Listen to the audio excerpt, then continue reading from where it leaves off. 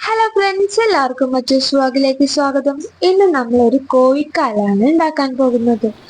കോഴിക്കാൽ എന്ന് പറയുമ്പോൾ കോഴി അല്ലാട്ടോ, കിഴങ്ങ് വെച്ചാണ് നമ്മൾ ഇന്ന് ഉണ്ടാക്കുന്നത്. അതിനായിട്ട് നമുക്ക് കിഴങ്ങ്, കപ്പ, പൂള എന്നൊക്കെ പറയുന്ന കിഴങ്ങാണ് ആവശ്യം. ഇതുപോലെ നല്ല നീളത്തിൽ കട്ട് ചെയ്ത് വെക്കാം. നന്നായിട്ട് വാഷ് ചെയ്ത് വെച്ചതിന് ശേഷം അതിലേക്ക് ഇഞ്ചി, പച്ചമുളക്, വെളുത്തുള്ളി ഇവ ചേർത്ത് കൊടുക്കാം. നന്നായിട്ട് പേസ്റ്റ് ആക്കി ചേർക്കുന്നതായിരിക്കും കുറച്ചും കൂടി നല്ലത്. ഇനി മല്ലിയില, കറിവേപ്പില ഒക്കെ ചേർത്ത് കൊടുക്കാം.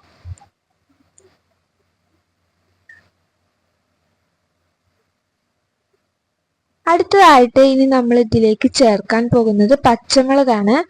ചെറുതായിട്ട് കട്ട് ചെയ്ത പച്ചമുളകാണ് ഞാനിവിടെ ചേർത്തത്. ഇനി 1 കപ്പ് കടലമാവ് ചേർത്ത് കൊടുത്തിട്ടുണ്ട്. കടലമാവ് എടുക്കുന്നതിന്റെ പകുതിയായിരിക്കണം അരിപ്പൊടി എടുക്കേണ്ടത്. ഇവിടെ ഞാൻ 1/2 കപ്പ് അരിപ്പൊടിയാണ് എടുത്തിട്ടുള്ളത്. 1 കിലോ കിഴങ്ങാണ് നമ്മൾ കടയിൽ നിന്ന് വാങ്ങിച്ചത്. അത് വെച്ചിട്ടുള്ള റെസിപ്പിയാണ് ഇവിടെ കാണിച്ചു തരുന്നത്. ഇനി അടുത്തതായിട്ട് 1.5 ടീസ്പൂൺ മുളക് പൊടി ഇട്ട് കൊടുക്കാം. എരിവിനനുസരിച്ച് മുളക് പൊടി കൂട്ടിയും കുറച്ചും ഇട്ട് കൊടുക്കാം കേട്ടോ. അടുത്തതായിട്ട് മഞ്ഞൾപ്പൊടി, അതൊരു 1/4 ടീസ്പൂൺ ആണ് ഇട്ട് കൊടുത്തത്.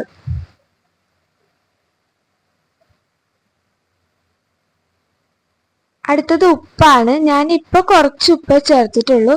പിന്നെയും ഞാൻ ഉപ്പ് ചേർത്തിട്ടുണ്ട്. ഉപ്പൊക്കെ ആവശ്യത്തിനനുസരിച്ച് ചേർത്ത് കൊടുക്കാം. ഇനി നന്നായിട്ട് പൊടി മിക്സ് ആക്കി കൊടുക്കാം. ഇവിടെ ഞാനൊരു ടിപ്പ് പറഞ്ഞുതരാം. ഈ പൊടികളെല്ലാം ഒരുമിച്ചിട്ട് നന്നായിട്ട് മിക്സ് ആക്കിയതിന് ശേഷം കിഴങ്ങിലിട്ട് കൊടുത്താൽ പെട്ടെന്ന് തന്നെ എല്ലായിടത്തും ഈ പൊടികൾ എത്തും. ഇനി അടുത്തതായിട്ട് കായപ്പൊടി ഇട്ട് കൊടുക്കാം. ഒരു 1/4 ടീസ്പൂണിന് താഴെ കായപ്പൊടി ഇട്ട് കൊടുത്താൽ മതി. ഒരു ഫ്ലേവറിന് വേണ്ടി മാത്രമാണ് കായപ്പൊടി ഇട്ട് കൊടുക്കുന്നത്. ഇത് നന്നായിട്ട് നമുക്ക് മിക്സ് ആക്കി കൊടുക്കാം. ശ്രദ്ധിച്ച് പതിയെ പതിയെ മിക്സ് ആക്കണം. കിഴങ്ങായതുകൊണ്ട് തന്നെ പൊട്ടിപ്പോവാനുള്ള ചാൻസ് വളരെ കൂടുതലാണ്. ക്ഷമയോടുകൂടി പതുക്കെ പതുക്കെ മിക്സ് ആക്കി കൊടുക്കാം.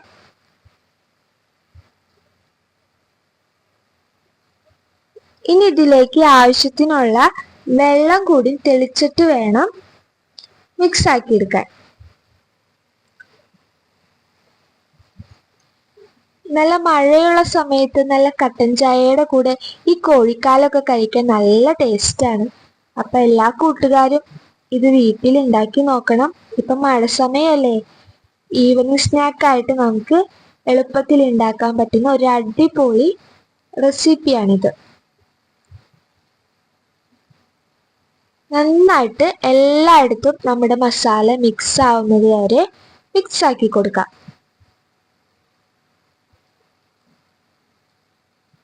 ഇതിന്റെ അടിയിലൊക്കെ പൊടി പറ്റിപ്പിടിച്ചിരിപ്പുണ്ട്. അതൊക്കെ നന്നായിട്ട് മിക്സ് ആക്കി എടുക്കാം.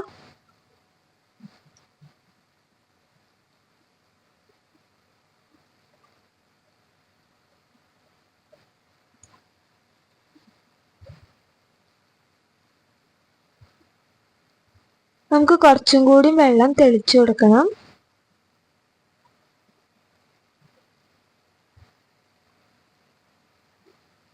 ഇതിൽ ഉപ്പ്, മുളക് പൊടി, ഗരം മസാലയുടെ പൊടി ഇതൊക്കെ നമ്മുടെ ഇഷ്ടത്തിനനുസരിച്ച് നമുക്ക് കൂട്ടിയും കുറച്ചും കൊടുക്കാം.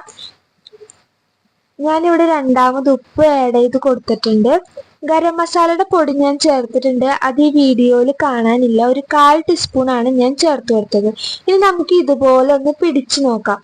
ഇതുപോലെ സെറ്റായിട്ട് ഇരിക്കുന്നുണ്ടെങ്കിൽ നമ്മുടെ മിക്സ് റെഡി ആയി എന്ന് നമുക്ക് മനസ്സിലാക്കാം.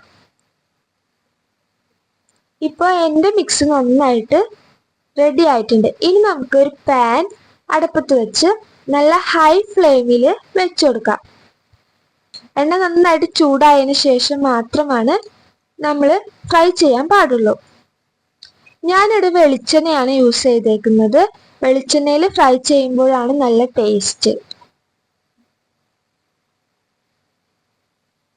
നന്നായിട്ട് വെളിച്ചെണ്ണ ചൂടായി വന്നതിന് ശേഷം മാത്രം നമുക്ക് ഈ കിഴങ്ങിട്ട് കൊടുക്കാം.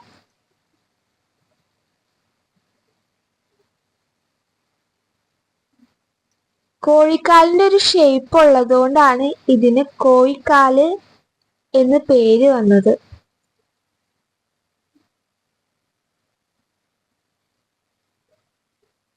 മലബാർ ഏരിയയിലെ കടകളില് സ്ഥിരമായിട്ട് കാണുന്ന ഒരു വിഭവമാണിത്.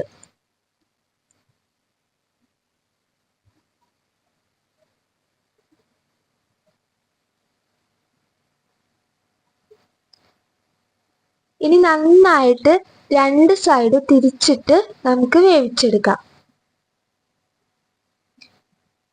നല്ല ക്രിസ്പി ആയിട്ട് വരുന്ന വരെ നന്നായിട്ട് ഫ്രൈ ചെയ്തെടുക്കാം.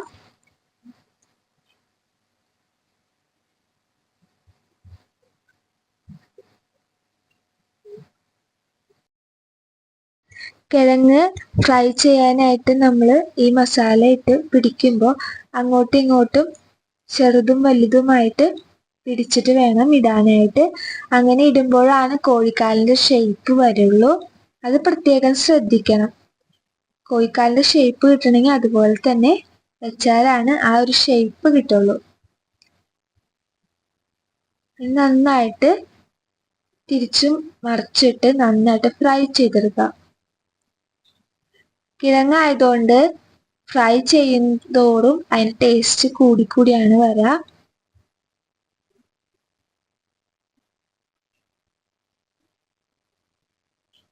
നല്ലൊരു അടിപൊളി സ്നാക്ക് റെസിപ്പിയാണിത്.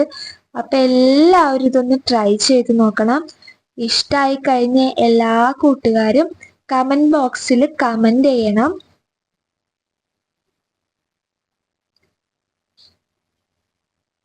ഇതിൽ ഇഞ്ചിയും പച്ചമുളകും വെളുത്തുള്ളിയൊക്കെ ഞാൻ ചതച്ചാണ് ഇട്ടത്. അത് പേസ്റ്റ് ആയിട്ടും വേണമെങ്കിൽ ഇടാം. പേസ്റ്റ് ആയിട്ട് ഇടുമ്പോൾ കുറച്ചും കൂടി ടേസ്റ്റ് കൂടുതലായിരിക്കും.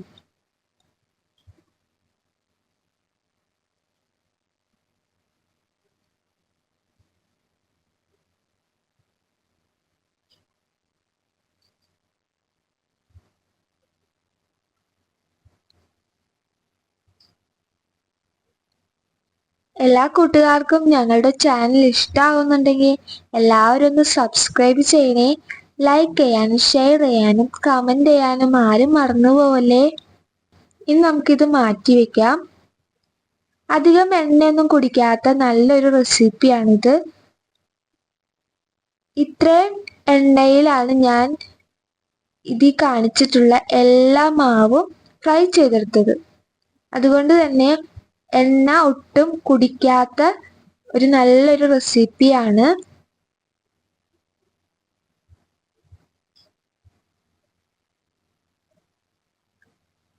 നമ്മുടെ കുട്ടികൾക്കൊക്കെ സ്കൂൾ വിട്ട് വരുമ്പോൾ കൊടുക്കാൻ പറ്റിയ ഒരു അടിപൊളി സ്നാക്ക് റെസിപ്പി കൂടിയാണ്. അപ്പൊ എല്ലാ കൂട്ടുകാരും ഒന്ന് ട്രൈ ചെയ്ത് നോക്കണം. ഇനി നമ്മൾ അടുത്ത ബാച്ച് ഇട്ട് ഇതുപോലെ തന്നെ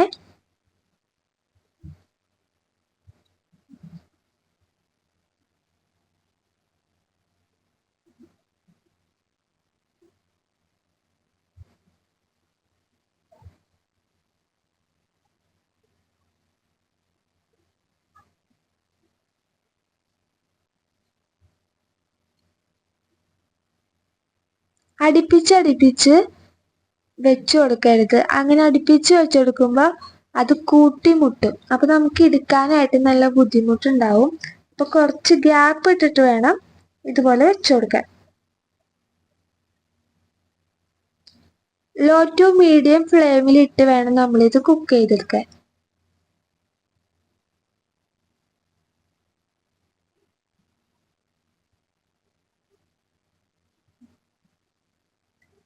ഇനി നമ്മുടെ കുട്ടികൾ ഇത് ടേസ്റ്റ് ചെയ്ത് നോക്കി. അവർക്ക് എല്ലാവർക്കും ഒരുപാട് ഇഷ്ടമായി.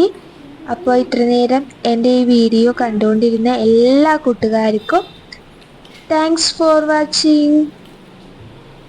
അടുത്തൊരു വീഡിയോയിൽ കാണുന്നതുവരെ ടാറ്റാ ബൈ.